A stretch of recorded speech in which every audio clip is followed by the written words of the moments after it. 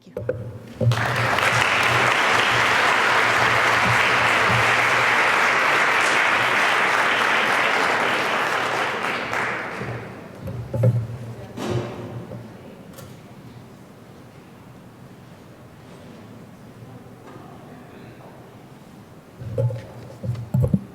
Good afternoon.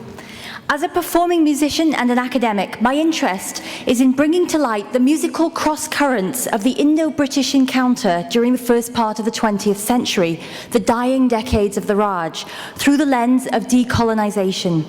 This work has resulted in my first book, Resonances of the Raj, India in the English Musical Imagination, 1897 to 1947, in which I reveal some unexpected minglings of peoples, musics, and ideas that raise questions about Englishness, about the nature of empire, and about the fixedness of identity.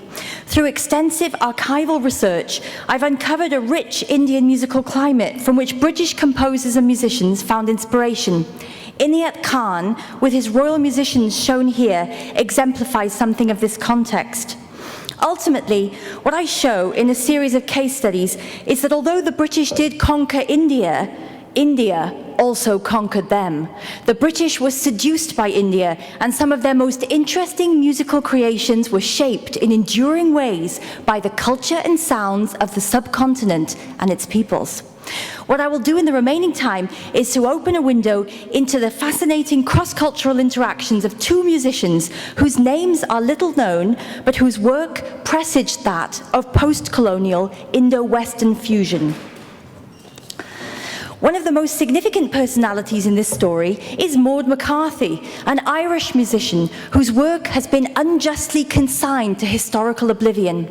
Upon her return from India in 1909, McCarthy gained renown as the earliest practicing authority of Indian music in Europe, lecturing at universities and top schools, singing in many different Indian languages, and performing on the Saraswati Veena. John Folds, a composer gaining renown at the time, became Maud's soulmate and husband. So he was in a unique position to learn about Indian music, and he didn't waste his opportunity. His most original and superbly crafted pieces, among them the 3 mantras for orchestra composed in 1930, came out of Indian traditions, both musical and mythological.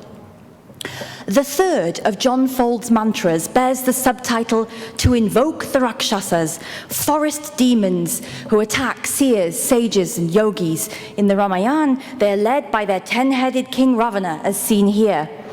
Folds generates the entire piece from a distinctive Carnatic or South Indian Melakarta scale.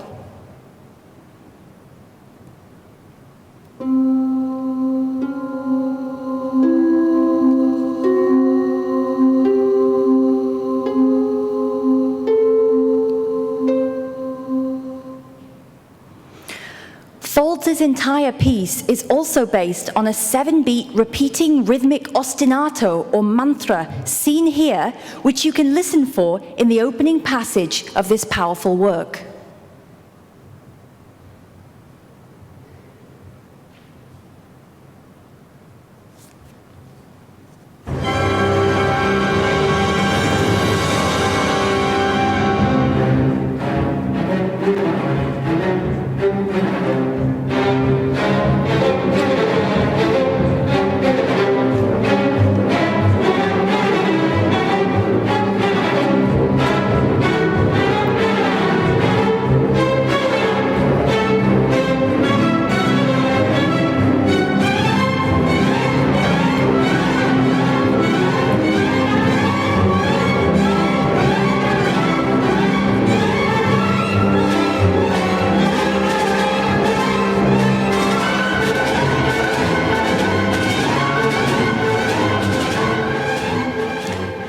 This tremendously exciting Indian-inspired music failed to resonate with the rather stiff upper lip of the English national vibration at the time, and the BBC and other pillars of the British musical establishment marginalised Folds and McCarthy. He was virtually excluded from all official channels of musical promotion.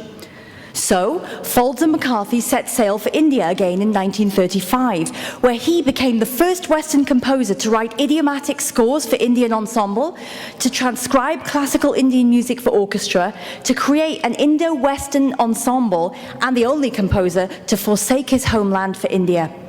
The enthusiastic Indian reaction to this innovative ensemble in newspaper reviews, articles, and letters from people across the land suggests that it's hard to write off these musical activities taking place in colonial India as simply imperialist or ethnocentric.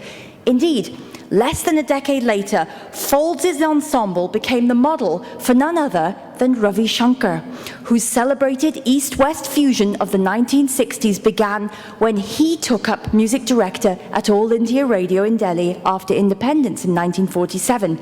Thus, it is through this kind of musical inquiry that a process of cross-cultural exchange, better known in the post-colonial period, becomes visible for the first time.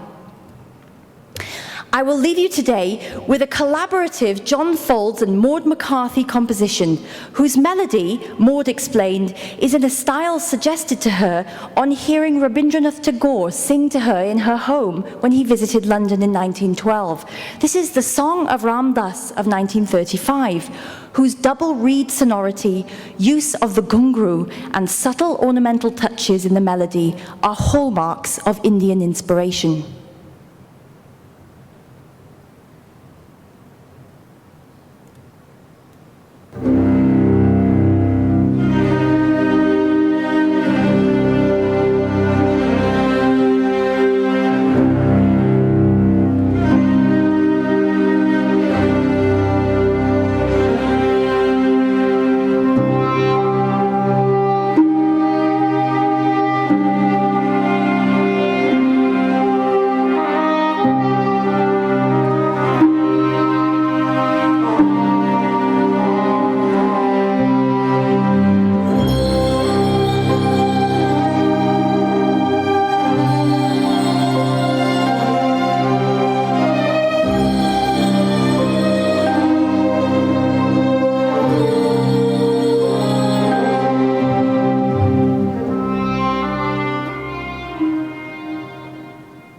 Thank you very much.